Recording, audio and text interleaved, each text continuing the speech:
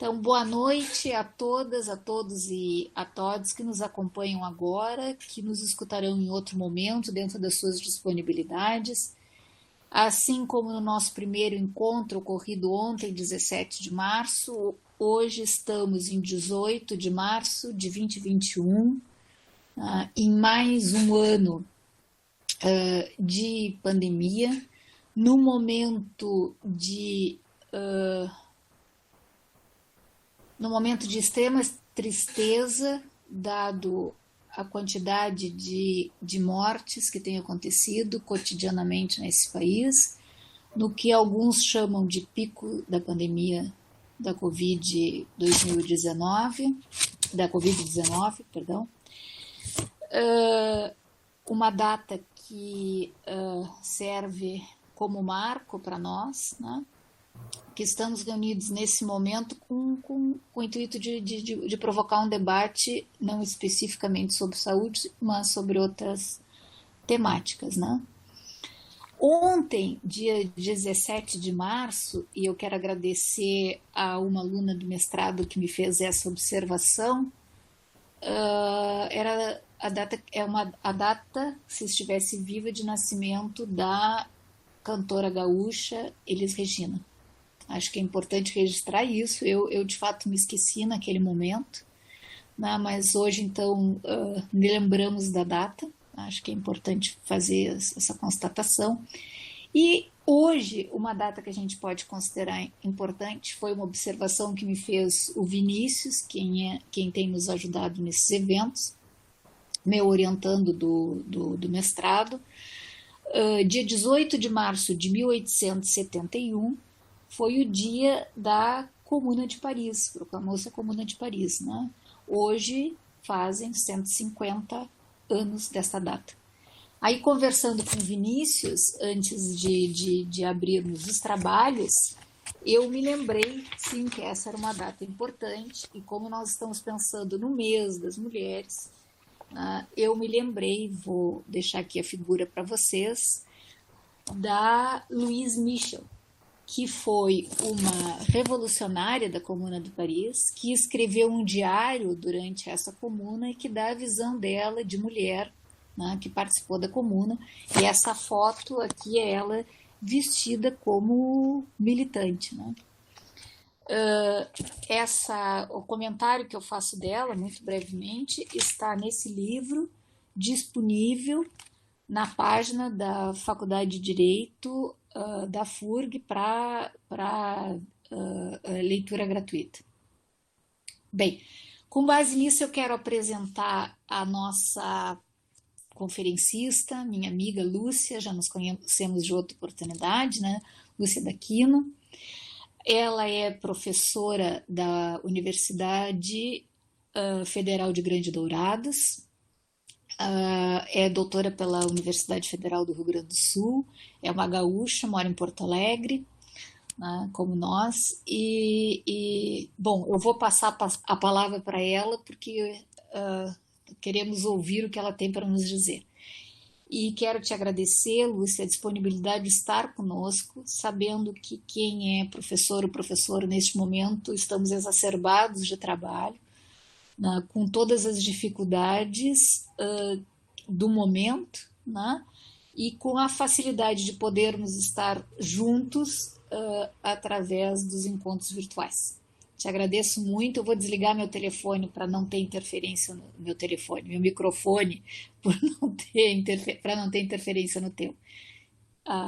Então, uma boa fala. Muito obrigada. Certo, muito obrigada. Então, Sheila, pelo convite. É uma honra para mim poder falar com o pessoal da Universidade de Rio Grande. E só vou fazer duas correções rapidinhas. A primeira, eu não sou gaúcha, apesar de ter morado muito tempo no Rio Grande do Sul, feito graduação, mestrado e doutorado. Eu sou catarinense, mas fui morar no Rio Grande do Sul com 16 anos. E agora eu sou uma moradora da cidade de Dourados. Faz um mês que eu peguei marido, filhos e vim para cá. Então, agora é tudo aqui no Mato Grosso do Sul. Mas tu já tá com sotaque gaúcho, eu já te confundi. Sim. Não, eu tenho sotaque já faz tempo.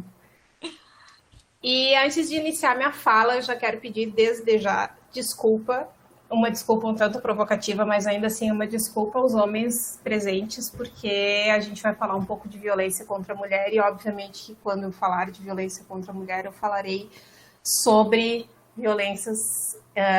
Vou me referir geralmente ao violentador como um homem, e isso não é maldade minha, é um reflexo das estatísticas que dizem que a maior parte das violências domésticas, sexuais, enfim, contra mulheres são praticadas por homens.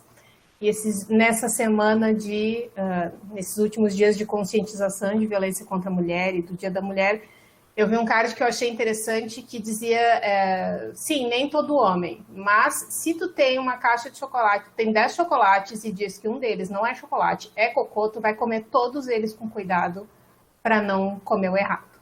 Então, assim, se no nosso caso, na verdade, dos 10 chocolates, uns 8 são alguma coisa suspeita, a gente vai agir com cuidado com todos eles, então me desculpem desde já.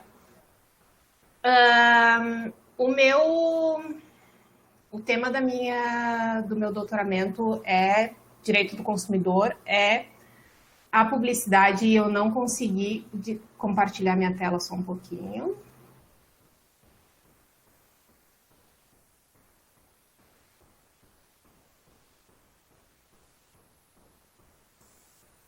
Foi agora?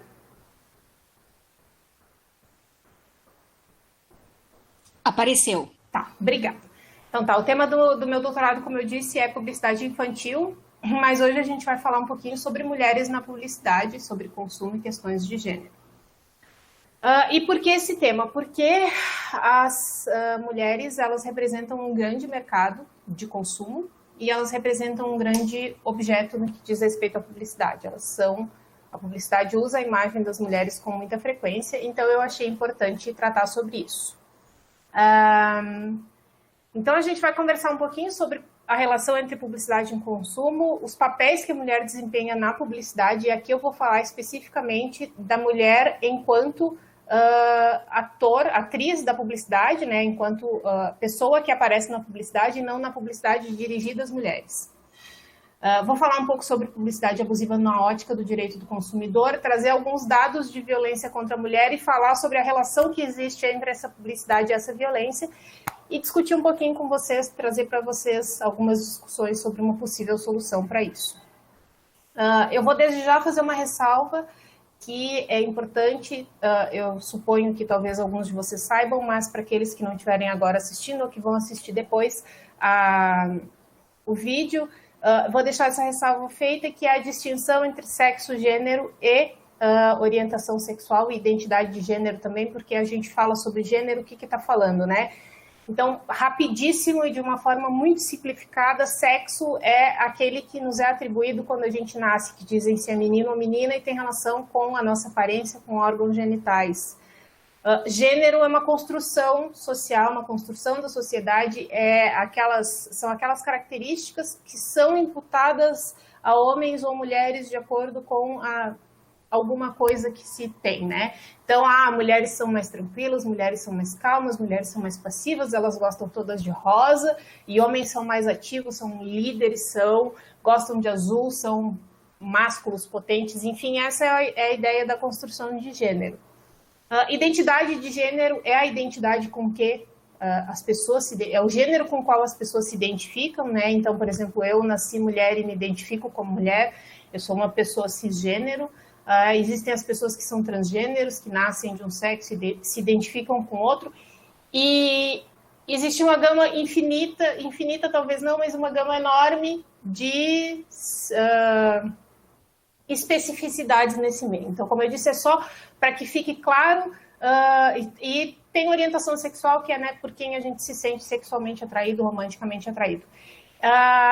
Isso rapidinho, só para dizer que quando eu estiver falando aqui, eu estou falando da ideia de gênero, que são as ideias ligadas ao que é ser mulher. Então, quando eu falo que é violência de gênero, quando eu falo que tem a ver com gênero, é com a construção que a gente tem da mulher na sociedade. Do que é a mulher, de quem é a mulher, do que ela gosta, do que ela não gosta, tá?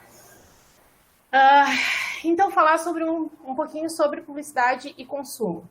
A publicidade ela surgiu há muito, muito, muito tempo e ela tinha como função inicial basicamente informar para as pessoas o que tinha à venda. Então aqui também fazer uma ressalva, publicidade e propaganda são duas coisas diferentes. Eu me refiro à publicidade, que é aquela que tem intenção de venda. Propaganda é outra coisa, tem outra intenção.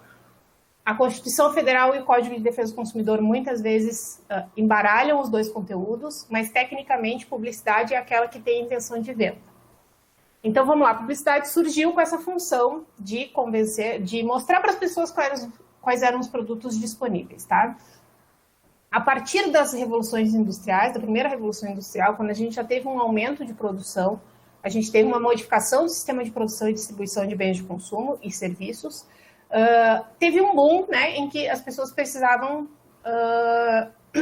escoar a produção porque se começou a produzir mais. Então a publicidade aí começou a ganhar força no sentido de convencer mais as pessoas a comprarem porque precisava escoar a produção.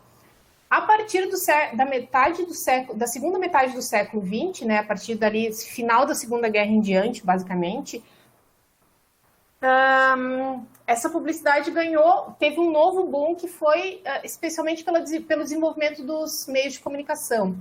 Então tinha rádio, começou a se desenvolver televisão e a publicidade, jornal, e começou a publicidade a ganhar um papel essencial na sociedade. E aí ela começa a ter o papel que tem hoje, que é não só de nos mostrar os produtos que estão disponíveis, mas nos convencer de que a gente precisa desses produtos. A publicidade, hoje em dia, ela não vende só produtos, ela vende ideias. Ela forma o nosso pensamento, ela nos convence e ela cria desejos, ela desperta desejos. O menino que gosta de futebol e que enxerga o Neymar com uma bola de futebol, que enxerga o Neymar tomando um refrigerante de uma marca tal, comendo tal coisa, o menino não quer comer a coisa que o Neymar come, o menino quer ser o Neymar. Então ele acha que ele vai ser o Neymar se ele fizer isso. E as meninas que compram os produtos que elas veem com a youtuber preferida delas utilizando, elas querem ser a youtuber. Então a publicidade, hoje em dia, ela não vende só o produto, ela vende a ideia, ela vende o desejo, ela vende o sonho. É disso que a gente está falando quando a gente está falando de publicidade no tempo atual. Então, boa parte do que a gente entende como sociedade, que a gente entende como o que é viável, o que é necessário, é influenciado sim pela publicidade. Algumas pessoas se influenciam mais, como as crianças, outras menos, em tese como os adultos, mas a publicidade é isso, é vender e vender um desejo. Na publicidade, as mulheres aparecem com 4 papéis principais. Quando a gente fala de publicidade, mulher da publicidade, a gente está falando de 4 grandes papéis. A primeira é a mãe, a segunda é a mulher moderna, a terceira é a patricinha e a quarta é a gostosona. Quem é a mãe? A mãe é aquela pessoa cheia de candura que se realiza na maternidade. Ela é a pessoa que só foi feliz quando foi mãe, e aqui toda a minha solidariedade a todas as mães, não estou dizendo que não está certo, eu sou mãe de 2 crianças, mas resumir uma mulher à maternidade é um tanto cruel. Então, é aquele papel da mulher que é feliz enquanto mãe, que a mãe que é uma pessoa doce, que é uma pessoa tenra, que é uma pessoa que estão os filhos enlouquecendo pela casa e a mulher está ali serena, aguentando tudo isso, porque afinal o papel dela de mãe é aguentar tudo isso no osso, porque é o que as mães fazem. Então, é esse papel de aceitar, de resiliência em relação à família. Então, esse foi o papel mais, assim, o primeiro papel que a mulher teve na publicidade foi esse.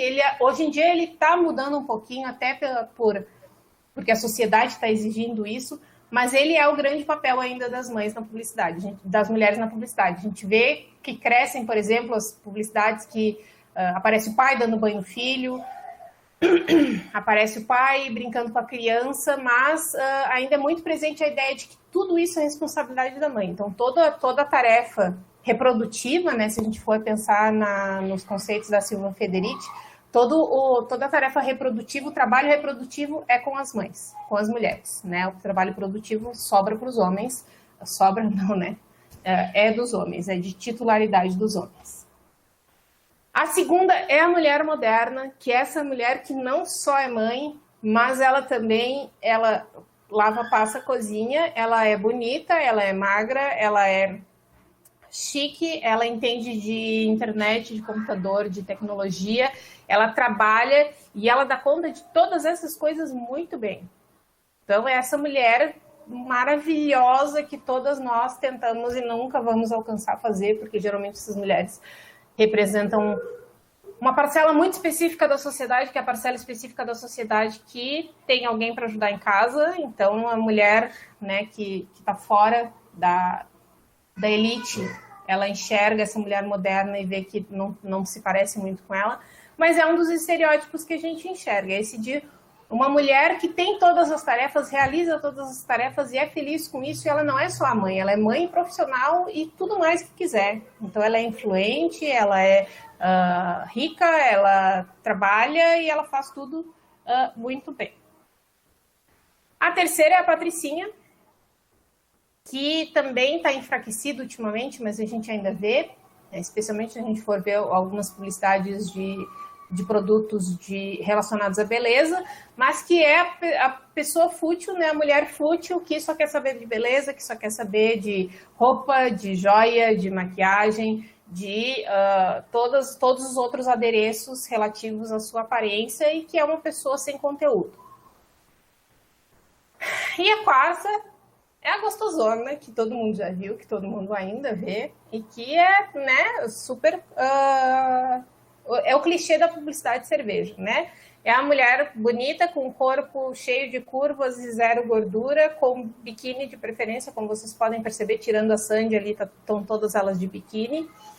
É a mulher sexy, é a mulher que serve aos desejos do homem, né? Porque, veja bem, eu não compro cerveja porque tem uma mulher de biquíni na frente, é uma publicidade que não me chama atenção. Publicidade de cerveja é feita para vender para homem, porque afinal, apesar de a gente ser mulher moderna, a gente é mulher moderna, mas não tanto assim para querer beber, né? Se ponham nos seus lugares. Então, essas publicidades são voltadas geralmente para homens, então estão vendendo o objeto, né? Estão vendendo a ideia da gostosa. O que é uma publicidade abusiva? Falando um pouco de direito, né? Falando desses 4 estereótipos, o que é uma publicidade abusiva? O nosso Código de Defesa do Consumidor diz que, no artigo 37, que é ilícita a publicidade abusiva e define como abusiva, entre outras, a discriminatória, a que incite a violência e a que desrespeita valores ambientais, capaz de induzir o consumidor a se comportar de forma prejudicial ou perigosa à sua saúde ou segurança. Então, a gente pode pensar em 3 perspectivas para falar nessas publicidades das mães, né? A gente pode falar que é discriminatória, porque afinal nos coloca dentro de um estereótipo específico que nos discrimina, que nos põe menos importantes e menos detentoras de direito do que os homens. Que incite a violência, e eu já vou falar sobre por que incita a violência, mas querendo ou não querendo, objetificar a mulher é uma forma de incitar a violência, e que seja capaz de induzir o consumidor a se comportar de forma prejudicial ou perigosa à sua saúde ou segurança. Então, a pessoa que vê essa publicidade, a mulher que enxerga essa publicidade, ela muitas vezes quer ser como aquelas mulheres da publicidade, ela quer ter o corpo dessas mulheres, ela quer ser eficiente e moderna como essas mulheres, e isso pode afetar a saúde e segurança dela. Os dados de violência contra a mulher nos dizem que uma mulher, esses dados são de outubro de 2020, tá? Tem ali embaixo a fonte para vocês. Uma mulher é morta cada 7 horas por ser mulher. O Brasil está no 5º lugar no ranking mundial de feminicídio, então a gente é o 5º país que mais mata mulheres. Uma mulher sofre violência doméstica a cada 2 minutos. Eu devo ter começado a falar uns 10 minutos, nesse tempo 5 mulheres apanharam em casa. A gente teve uma média de estupros de 180 estupros por dia no ano de 2019. Uma menina de até 13 anos é estuprada a cada 15 minutos. Desde que eu comecei a falar, alguém deve ter acontecido isso com no mínimo uma menina. A violência psicológica contra as mulheres cresce anualmente. Aqui é importante dizer que a partir do início da pandemia, a partir do início do ano passado, esses dados começaram a aumentar porque as mulheres começaram a ficar trancadas dentro de casa com seus agressores. Então, a pandemia piorou muito a violência contra a mulher e dificultou muito, inclusive, o acesso das mulheres à delegacia, enfim, aos órgãos de proteção, porque está todo mundo trancafiado dentro de casa. Então, ela está com o agressor em casa e, às vezes, não pode ligar para a polícia. Quase metade das mulheres já sofreu assédio sexual no trabalho. Eu não vou me prestar a fazer essas estatísticas, eu vi que tem bastante mulheres, eu não vou me prestar a fazer essas estatísticas porque é constrangedor, mas se vocês não sofreram, vocês conhecem alguém que sofreu. Uma em cada 4 mulheres sofre violência obstétrica. O que é violência obstétrica? É a violência que ocorre no ciclo de pré-parto, parto e puerpério. Então, é a mulher que é proibido de gritar quando sente dor, é a mulher que chega no hospital e eles colocam um soro na mulher, colocam ela deitada. Eu sou uma ativista de parto humanizado, então esse é um assunto que eu tenho um certo domínio, mas a mulher que chega, coloca um soro, coloca ocitocina, diz que ela não vai conseguir parir, que ela não pode gritar, porque daí, olha, grita, na hora de fazer foi bom, né, na hora de fazer não gritou, né, enfim, que dentro do momento em que ela entra numa instituição de saúde para ter um parto, ela começa a sofrer diversas intervenções, na maioria delas desnecessárias, e que são caracterizadas como violência obstétrica. Essas 1 em cada 4 mulheres, se a gente considerar mulheres negras, aumenta o índice. Como quase todos os índices de violência contra a mulher, a gente vai ter esses índices maiores entre as mulheres negras. O Brasil é o último colocado na América Latina no ranking de paridade na política, em que pese a gente ter mais de 50% de eleitoras, a nossa representatividade nas casas legislativas ainda é muito pequena. E uma mulher trans, porque mulheres trans são mulheres, afinal, é assassinada a cada 3 dias. Esses dados, para mim, são muito difíceis de falar, mas são dados que precisam ser falados, porque a gente só vai mudar a situação quando a gente começar a falar dela. E qual a relação entre publicidade abusiva, entre violência contra a mulher, né? Por que eu faço esse recorte, por que eu falo disso? Porque a mulher, ela está, na maioria das vezes, numa posição de subalterno na publicidade. Quando eu falei para vocês que a publicidade, ela vende não só os produtos, mas ela vende a ideia, essa ideia de subalterna é a ideia que a gente mais vê, porque quando a gente vê a mãe, a gente vê a mulher que é resiliente, que aceita tudo e que sabe que tem que aceitar tudo em nome da maternidade, porque a maternidade é o que realiza ela. A mulher moderna também, ela está nessa posição de aceitar todos os trabalhos, porque afinal, se ela quer uma posição igual a dos homens, que os homens já conquistaram há muito tempo, se ela quer chegar lá, ela tem que se submeter a tudo que for necessário. Tem uns memes que rolam na internet, que é que eles esperam que as mulheres mães trabalhem como se não tivessem filhos e cuidem dos filhos como se não trabalhassem. Que é uma conta que, obviamente, não fecha. Os homens têm essa vida moderna que pode tudo, nananã, porque geralmente atrás deles tem uma mulher fazendo o serviço de casa e tem uma mulher cuidando das crianças. A Silvia Federici fala, né, que o capitalismo foi construído em cima do trabalho não remunerado de mulheres. Quando a gente fala na Patricinha, também é essa pessoa fútil que a gente ensina tudo e que ela só aceita porque ela quer cuidar da beleza dela. Ela é uma pessoa que não tem conteúdo. Então, ela também é um ser, né? É um ser não pensante da sociedade que tem que estar nessa posição não pensante. E a gostosa também, né? A gostosa é o objeto. A gostosa é a mulher que eu posso fazer o que eu quiser porque ela tá ali para satisfazer o meu desejo. Eu vou lá tomar uma cerveja e vai ter uma gostosa me esperando para sentar no meu colo para qualquer coisa, porque, cara, eu tô cansada, eu trabalhei o dia inteiro, então eu quero uma gostosa para cuidar de mim enquanto eu tomo minha cerveja. E essa gostosa vai me obedecer porque eu sou o dono dela. Então, essa objetificação, né? Mãe, é moderna, é patricinha, é gostosa, nunca é mulher, nunca é uma pessoa, nunca é um sujeito de direitos, ela é um objeto. E essas violências, elas são minimizadas. Então, quando tu faz uma piadinha com uma mulher na publicidade, a gente, mas é publicidade, mas licença poética, mas era brincadeira. Teve alguns anos atrás que a Skol, acho que foi a Skol, fez uma campanha que era algo do tipo, eu deixei o não em casa.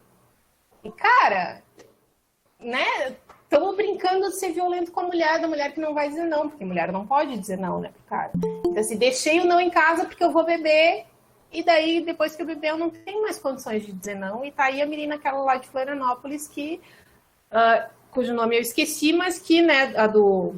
Como é que é? Não é estupro culposo. Enfim, eu esqueci. Mariana Ferrer. Eu sabia que alguém ia me socorrer. Mas tem a menina essa, né, que tava ali, ela tava bêbada, não sabe, não tinha condições de consentir, ou tinha condições de consentir, ou enfim.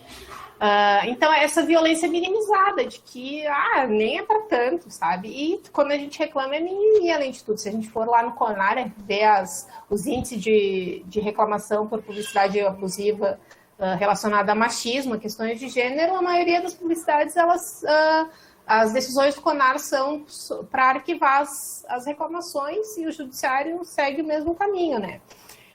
E o reforço de estereótipos. Então, mais uma vez, reforça esses estereótipos, reforça que a mulher é essas pequenas coisinhas que a gente enxerga, que nunca são sujeito, que nunca são nada, que são sempre um pouquinho menos do que os homens, né? A gente ainda tem essa visão, eu estou falando aqui, pelo que eu vi, tem bastante mulheres aqui, e eu de concordar comigo, talvez, que a gente ainda é vista como essa coisinha, assim, um pouquinho menor, sabe? Que eles até olham com carinho pra gente, assim, tipo, tudo bem, que fofa, que linda, tu tá querendo chegar onde eu cheguei, parabéns. Não que eu vá facilitar teu caminho, não que eu vá fazer qualquer coisa por ti, talvez eu até dificulte um pouquinho, mas é da vida, né, cara? Sabe, né, tu tem filho, tu sabe que é difícil com filho, né? Nossa, tu tem 2 filhos, puxa vida, deve ser difícil ser professora e ter 2 filhos, né? Tu deveria saber, tu também tem 2 filhos, mas na tua casa a coisa funciona diferente, né?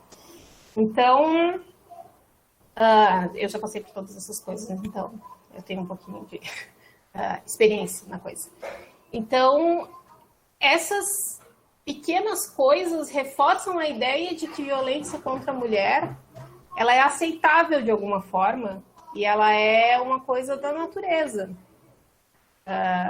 A gente enxerga tudo isso, daí as pessoas olham e dizem, mas é mimimi. Não, mas qual é a relação? Não tem relação, uma coisa é uma coisa, outra coisa é outra coisa. Então, olha, tu passa a vida inteira dizendo que mulher é objeto, e daí tu vai reclamar de violência. Então, um cara que posta lá no Dia das Mulheres a homenagem dele linda em relação à mulher, mas quando vem nude, quando vem o videozinho de porn revenge, ou do que quer que seja, piadinha machista no grupo de WhatsApp, o cara fica quieto e não fala nada. Então, tem esse pacto de camaradagem entre os caras, que também ninguém fala sobre isso, e a gente sai perpetuando essa ideia. Existe solução? Eu não sei, eu honestamente não sei se a gente tem solução, tá?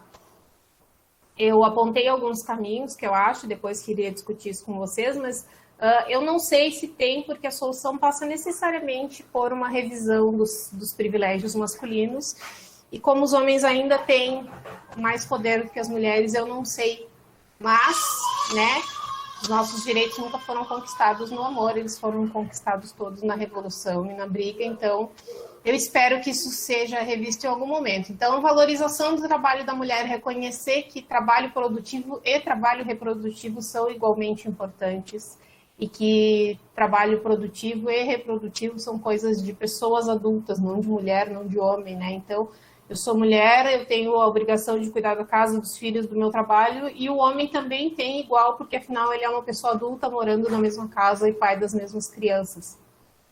Uma educação para a igualdade desde pequeno, né? Então, a criança que tu tem um filho e uma filha, e daí o filho o filho pode levar a namorada para dormir em casa, mas a menina não, o filho brinca, o filho come, sai correndo, a menina come, daí tem que tirar a mesa, tem que tirar as coisas da mesa para lavar, daí o menino não pode brincar de cozinha, porque isso não é coisa de menino, né? E começar a educar para a igualdade. Esses dias fui comprar um chinelo pro meu filho menor, que tem 2 anos, e a mulher me olhou assim, é para menino ou para menina? Eu olhei para ela, é pro pé. E ela ficou meio constrangida, e daí meu filho pequeno pegou um chinelinho da Hello Kitty, que cabia perfeitamente no pé dele, e a mulher ficou muito constrangida de me vender o chinelinho da Hello Kitty. Mas ele tá lá bem feliz com o chinelinho dele da Hello Kitty. Uma fiscalização mais presente, isso eu estou falando tanto de Poder Judiciário quanto no caso da publicidade, o CONAR, né? O CONAR ele é formado na maioria por pessoas da área da publicidade, por publicitários, então as decisões deles são decisões que eu considero muito contestáveis, e eles são, obviamente, em sua maioria homens. Então, essa fiscalização teria que estar mais presente, o CONAR e os órgãos de fiscalização, como o Ministério da Justiça, como o Poder Judiciário, estarem mais presentes e cumprirem um papel que foi legalmente designado para eles. E valorização da voz feminina, né? A gente parar com esse negócio de achar que mulher... que o lugar da mulher é em algum lugar específico, né? O lugar da mulher é onde ela quiser e ela tem o direito de ocupar esses lugares, o direito de falar nesses lugares e de ser ouvida. E é isso. Eu espero que...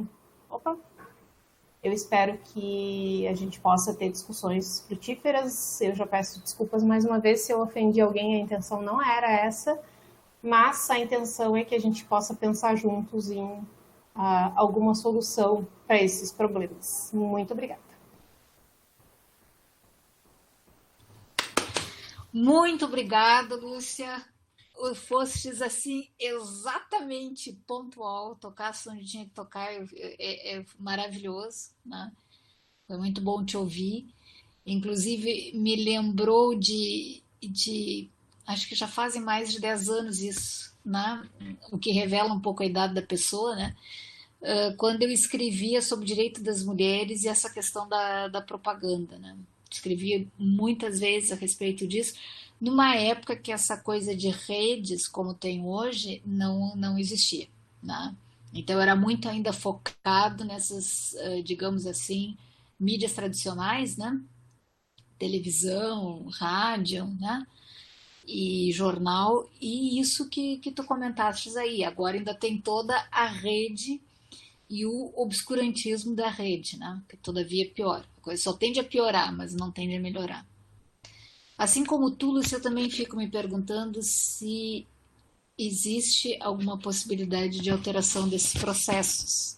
Até porque nós estamos em 2021 e isso eu já te disse que faz mais de 10 anos, né? Supostamente, se andássemos em linha de conquistas e de melhorias, isso não estaria sendo repetido hoje, exatamente na data de hoje, né? E aí eu vou te dizer assim, vamos ali começar pela influencer, a Mariana Ferrer, a menina essa, num artigo que eu escrevo sobre outra temática, que é a alienação parental, eu falando no caso, eu disse que ela foi naquele momento, né, puxando esse caso, que é um caso importante, a mais nova medusa brasileira. Né? Mais nova, porque tem sempre várias, que foi um caso que apareceu nas mídias, né? Uma denúncia, e as pessoas visualizaram o que constantemente acontece dentro do Poder Judiciário brasileiro. E aqui nós somos maioria de pessoas que conhecem esse sistema. Então, para nós, aquilo não foi nenhuma novidade, por suposto, tampouco para mim, né? Mas para a população que viu e que se indignou, sim, e que inclusive gerou desde depoimentos bizarros e absurdos, né?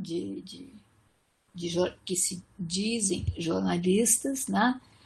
A outras tantas coisas, né? E por que a medusa? Justamente por isso, porque essa parte essa figura mitológica da mitologia grega, uma górgona, né? Que uma górgona é uma humana filha de deuses, né? E que é extensamente, que é o que tu fala na tua fala, violentada. Tá? Ela é violentada por Poseidon, tá? Que tinha já uma pendenga e perrenga, né, com Atena. Ela é violentada, ela é expulsa, que é exatamente isso, né, do templo, porque é um templo de virgens, não podia ter alguém não virgem dentro do templo. Né? Ela é encaminhada para uma caverna, sempre a repetição disso, né? Ou seja, ela é isolada do mundo, e depois ela é transformada, os seus cabelos maravilhosos, assim como são os cabelos daquela menina, né? Eu não conheço essa pessoa, mas eu vi os vídeos, né? Seus cabelos são transformados em serpente, né? A sua beleza é retirada, olha quanta violência, né? E depois ela é decapitada. Ou seja, é exatamente cada uma daquelas observações que tu fizeste que são feitas conosco mulher. Né? Ou seja, não houve nenhum tipo de justiça, é uma injustiça sobre a outra. Né? É a injustiça de um Conselho Nacional que arquiva os pedidos. Né? Eu me lembro que um dos artigos que eu escrevi foi justamente de uma propaganda, se eu não me equivoco, é Skol, não tenho ele aqui até para copiar de mim mesma, né? Que transformavam a garrafa da Skol num corpo de uma gostosona. Né? Depois tem aquela outra propaganda, não me lembro o nome de cerveja, não bebo nenhum tipo de cerveja que leve a essa. Não bebo, não gosto de cerveja, mas não beberia, de se gostasse. Depois era desce redondo, né? E a gente sabe ao que se refere essa frase. Depois a cerveja é uma devassa. Né? Então, assim, ó, eu sinceramente acho que a única forma de fazer os cervejeiros entenderem que isso não é o que se quer é justamente não consumir. Não existe outra forma, né, desde uma perspectiva de consumo, que a gente não consuma mais. E, aliás, que saia nos supermercados, que compre cerveja, que faça um protesto, que quebre com elas, que queime na fogueira. Né? Uma coisa assim, bem revolucionária, no momento que a gente puder tomar as ruas de novo. Né? E em ato de protesto. Tá certo? Claro que terão mulheres, né? Falemos de nós mulheres também, que vão achar que isso é um absurdo. As tiazonas como eu, né? Não eu nesse aspecto, tá? Que vão dizer que isso é um absurdo, que elas bebem esse tipo de cerveja, que isso não ofende, né? As patricinhas estão aí a serviço dessa mídia porca e nojenta, porque ela não tem outra definição a não ser essa. Então, acho que foi excelente a tua observação. Excelente a tua observação também com relação ao poder judiciário. Né? Esse poder também nesse mesmo trabalho que eu avalio, é muito interessante a gente avaliar esse momento que nos trancafiaram dentro de casa, que nos isolaram do contato humano, né? Ver o que dizem de nós mulheres. E aí aquela propaganda lá que tu fala da genitora, né? Que aquela a mãe, a que aguenta tudo, a que não se dissolve, mas que tem o melhor abraço do mundo, a que resolve o problema das crianças, dos adolescentes, dos maridos maravilhosos, né? Então, essa pessoa, quando se trata da questão maternidade, sabe isso que a gente já conversou, como é que ela é qualificada? Aí, quando a discussão é sobre a maternidade dela, a gente escuta assim, coisas maravilhosas a respeito da mãe, e a pesquisa que eu e a Cibele fizemos, que data do ano de 2019, que termina com outubro de 2020, fala, por exemplo, em 40 expressões, né, desqualificativas da mulher-mãe. 40 expressões desqualificativas. Nos mesmos processos esse, se refere a 4 expressões desqualificativas dos pais varões. Eu acho tão bonito isso, tão bonito o poder judiciário, né, formado por magistradas e magistrados, formado por promotores e promotoras, advogados, advogadas, que dão vozes a isso. Quando é um homem, eu peço perdão, assim como a Lúcia aos homens que nos escutam, eu não me ofendo. Quando é uma mulher que nos desqualifica, eu me entristeço. Certo? Enfim, Lúcia, a minha pergunta para ti é: que mais a gente pode fazer para tentar mudar isso? Além das ideias que tu deste aí, das propostas de algumas coisas que a gente pode pensar, o que que a gente ainda pode pensar nesse momento assim tão isolado, sem poder nos unir, né? Desde o ponto de vista físico, para tentar resolver isso minimamente.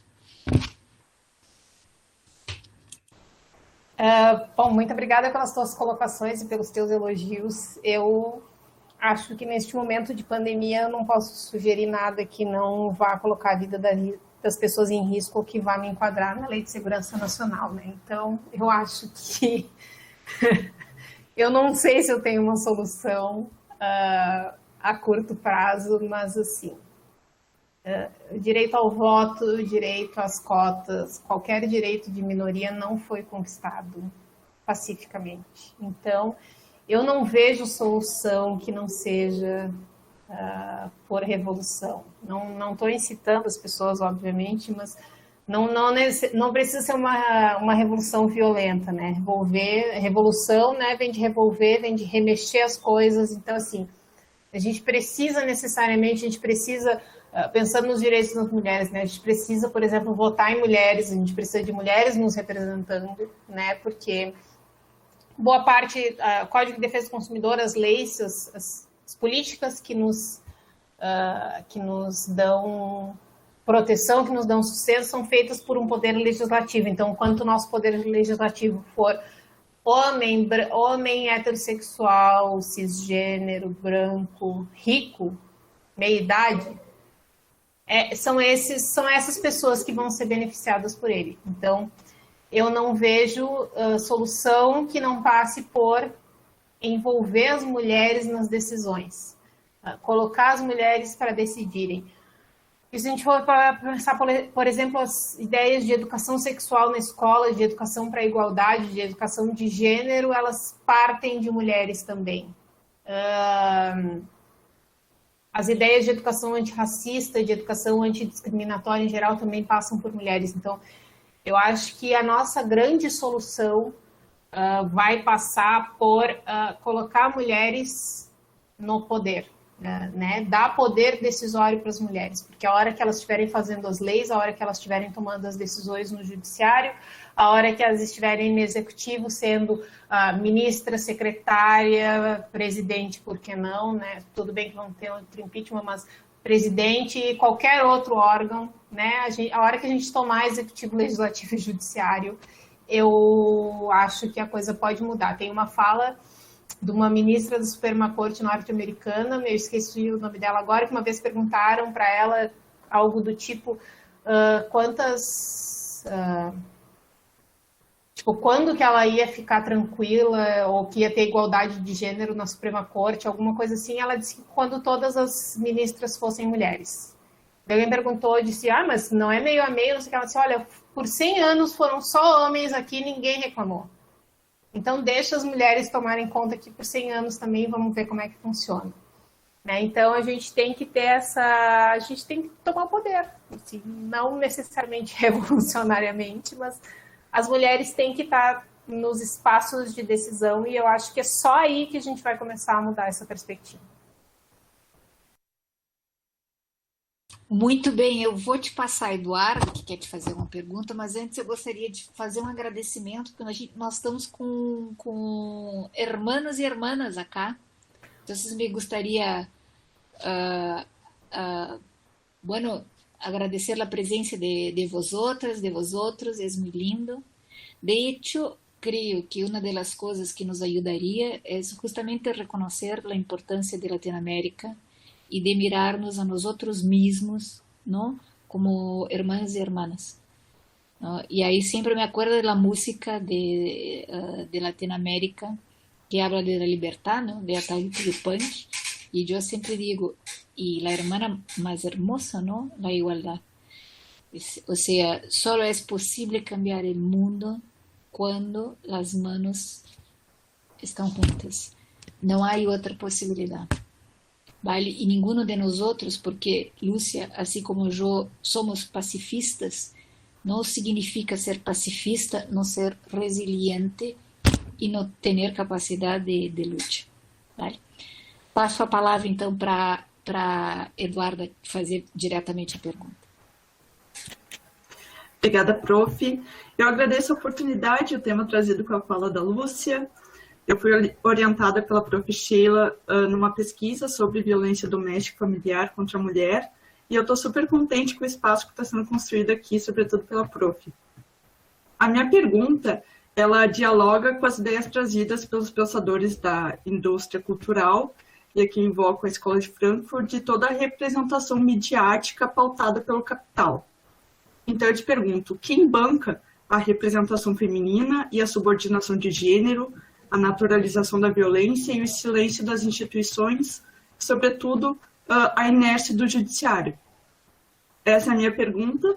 Eu te parabenizo e te agradeço pela fala. Eu espero que a gente continue esse diálogo posteriormente, criando pontes e alinhando as nossas indignações para uma ruptura desse processo tão doloroso que nos custa tanto, né? E pensar isso, eu acredito que já é algo revolucionário. Muito obrigada. Muito obrigada, Eduarda, pela tua pergunta. Eu imagino que a tua pesquisa seja uma pesquisa de grande importância, né? A gente tem que continuar falando disso. E quando tu fez a tua pergunta, eu fiquei pensando, essa é uma pergunta retórica, né? Porque... mas eu vou responder ainda assim, né? A gente, quem banca, né? Quem banca é quem consome são os homens, né? Então, a nossa cultura, a nossa mídia, todas as nossas representações são feitas por e para homens, né? Se a gente for pensar, existe, inclusive, eu tô com 2 filhos na janela, tá, gente? Vocês não estão vendo, tem um pedaço de criança aqui, ó, e tem um outro pequenininho que não dá para enxergar. Ó, aqui é a mãozinha do outro. Então, que amor! Eu sou a mulher-mãe que está com as 2 crianças na janela. Não, tu é aquela mulher-mãe que, de fato, é como são as entidades indianas, cheias de... Aí são os filhos, coisa mais linda. Sim. É isso é aquela imagem que a gente viu ali, pessoal. Olha aí, chamando a mãe. Eles estão assistindo aqui, ó. A mãozinha entra aqui o tempo todo e o pequeno só não faz porque não alcança.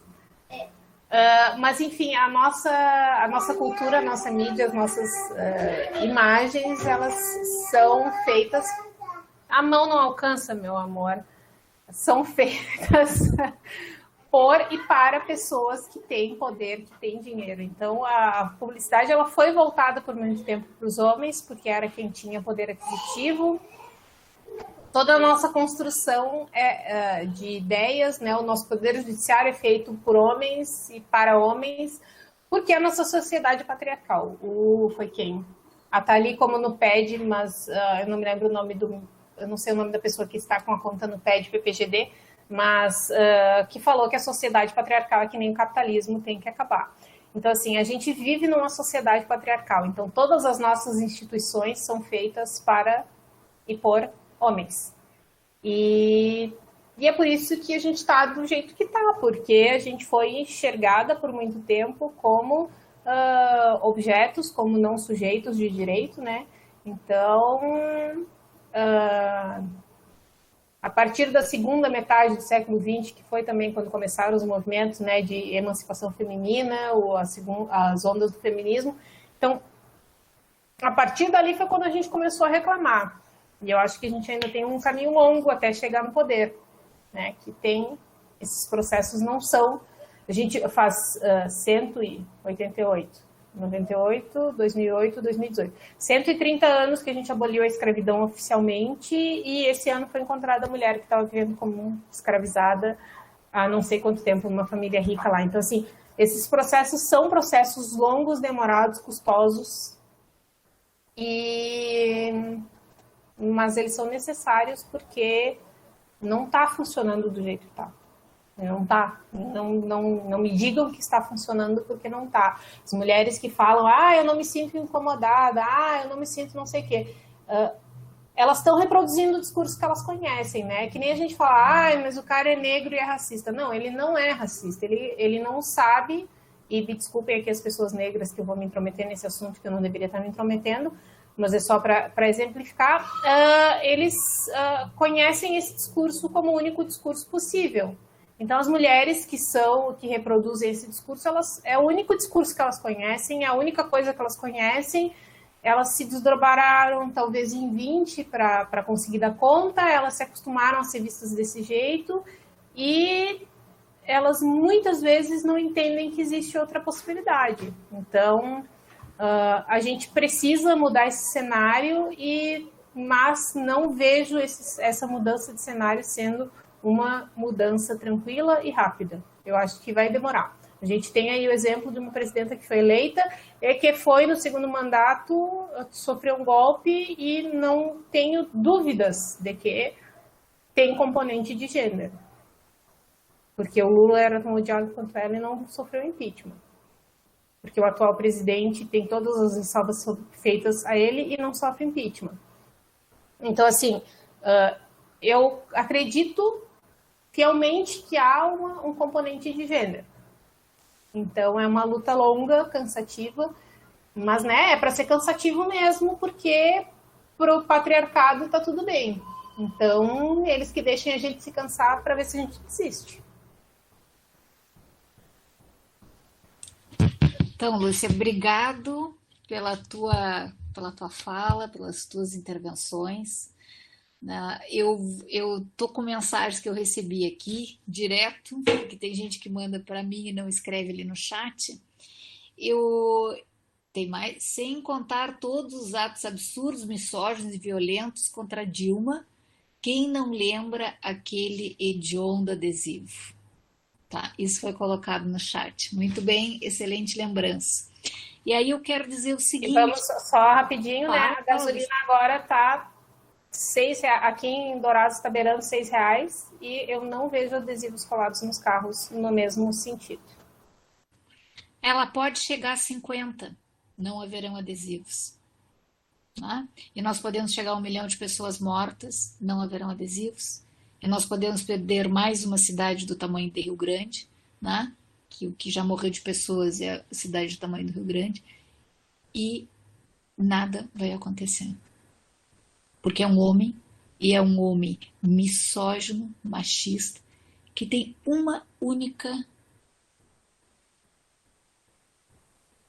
grande virtude. Eu vou dizer dessa forma.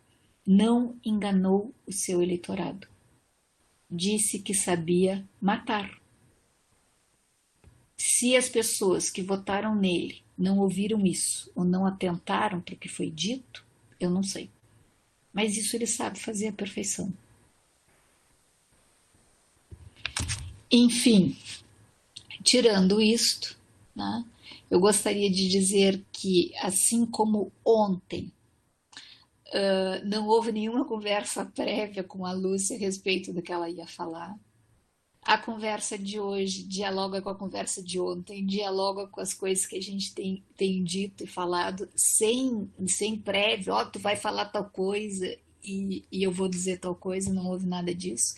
Isso mostra que as temáticas que estão sendo faladas e que voltarão na semana que vem a ser discutidas, elas são verdadeiramente importantes, né? Elas estão entrelaçadas, né?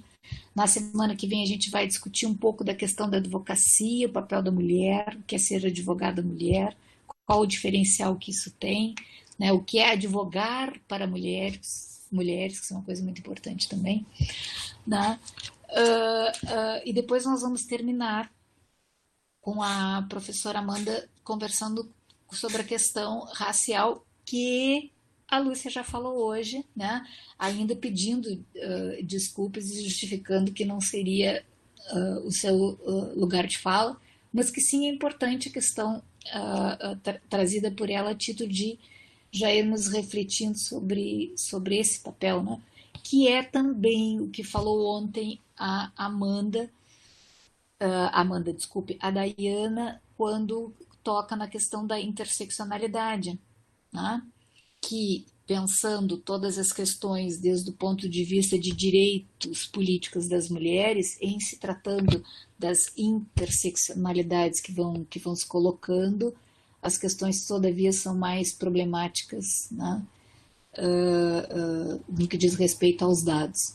E para vocês verem que não foi só a Dayana que disse, hoje a Lúcia, sem saber, volta a falar que o Brasil está, como se diz em castelhano, na cola da questão política, né, em toda a América Latina. Então também é interessante, vai ver dentro da oficialidade do discurso atual que nós somos um país que não quer se equiparar a nenhum tipo de comunismo, né? Por isso a gente é tão patriarcal, tão capitalista, tão excludente, tão racialmente insuportável, né? Enfim, nós aqui, provavelmente, quem está nos escutando, quem vai nos escutar depois, quem está aqui no grupo, não compartilha desses ideais, é o que nos faz pensar que mudança da estrutura atual é possível, né? Sempre para quem é docente como nós, né, Lúcia, a ideia de que jovens vão nos substituir, né, e farão o que precisa ser feito no seu tempo, né, é sempre algo alentador, né, já que ser docente não é realmente uma profissão nada fácil, é uma profissão de fé, no sentido de ser difícil o que se faz dentro da docência, num país que desvaloriza profundamente, eu não estou falando de nós, do meio universitário, nos desvaloriza também, nos persegue, mas sobretudo da educação, a forma como se trata um professor e uma professora em nível fundamental, em nível médio, o que se paga de remuneração, tudo isso é um absurdo, tudo isso demonstra o pouco caso que se faz dessa questão educacional, né? Então essas temáticas são importantes, nós vamos seguir nela semana que vem. Eu quero liberar a Lúcia para que ela ainda possa dar uma atenção aos filhos, que já chamaram ali, deram um oi para nós de bracinho, um só pelo menos, o outro ficou querendo fazer igual, né? O que mostra em quantas nós nos multiplicamos para dar conta dessa vida, e isso tem que ser levado sempre em consideração quando se fala de mulher, que a gente ainda tem esse papel, né? Mas deseja para as filhas, né, que o papel delas na sociedade seja radicalmente diferente, que isso seja compartilhado com as pessoas que elas escolherem para ser seus companheiros e companheiras, né? Enfim, com esse me despeço de ti, Lúcia, a gente vai conversar agora depois aqui no WhatsApp, mas eu me despeço de ti assim com essa esperança, né, de que sempre existe um amanhã, de que o sol sempre volta a nascer, né? E que a gente tem que seguir lutando, que eu acho que é isso, assim, esses encontros, para mim, pessoalmente, eles acalentam o coração no momento que está muito difícil, assim, muito desesperador para a sociedade brasileira, né? Para a sociedade brasileira que se desespera com o momento, por suposto. Então, esses momentos de reflexão, de perceber que existem pessoas no Brasil, fora do Brasil, né, que estão conosco de mãos dadas, apesar de as mãos não poderem se tocar nesse momento, né, esperançando, no sentido de esperançar, né, com esperança e ação futura, atual e futura, né, de que a gente vai voltar, né, a ser o que já foi em outros momentos históricos e vai retomar o papel que já teve, e nós mulheres sim vamos ter o papel que nos cabe nessa sociedade, porque sem nós não existe possibilidade de avanço. Quero agradecer a todas, todos e todas que nos escutam, e com isso eu me despeço agradecendo muitíssimo a presença da Lúcia e de todos, todos e todas aqui. Abraço. Tchau.